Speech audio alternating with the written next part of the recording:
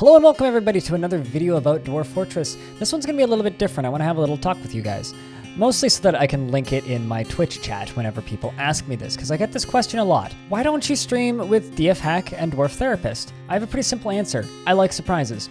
But first, if you do not know, Dwarf Therapist and Dwarf Hack are two external tools for Dwarf Fortress. DFHack is something that you put into your installation folder, and it adds a lot of features.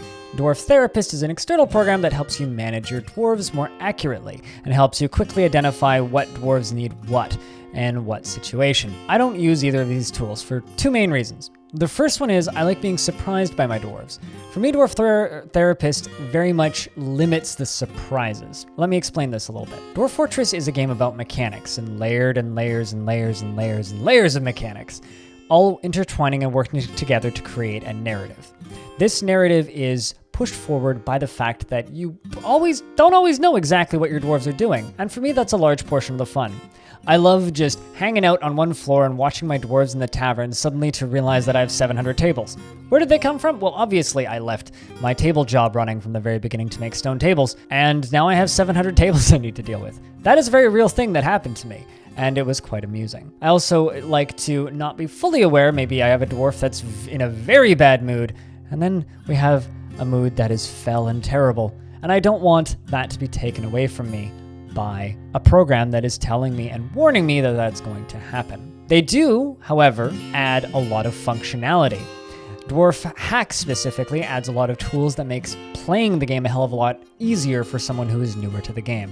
Dwarf Therapist also makes managing your dwarves easier, especially when you do not know what to look for in your dwarves' brains. I think that these are very useful tools. I think that Lazy Noob Pack specifically, which comes with both of these programs pre-installed, is a very easy entry point for a new player. However, if you're willing to increase the learning curve a little bit, I do personally believe that it is more rewarding to learn the game without these external tools. If you're not learning the game with these external tools, you will learn the game better. You have to look closer at each individual dwarf's mind and see exactly what they're thinking about. Keep track of everything and play the game slower. You get a chance to get to know every single dwarf as they come in from a migrant wave, rather than just being auto-assigned to jobs or very quickly passed off as mindless drones. I like getting to know my dwarves. I like getting to read about them and learn about their histories, check in with their family members and see what they need, see who's together in a relationship, and watch them grow up as a group as little sentient creatures. I don't, however, like seeing them just as statistics, and I feel like that's what the spreadsheets do. I actually spoke with Toady1 at PAX, and he tends to agree with me.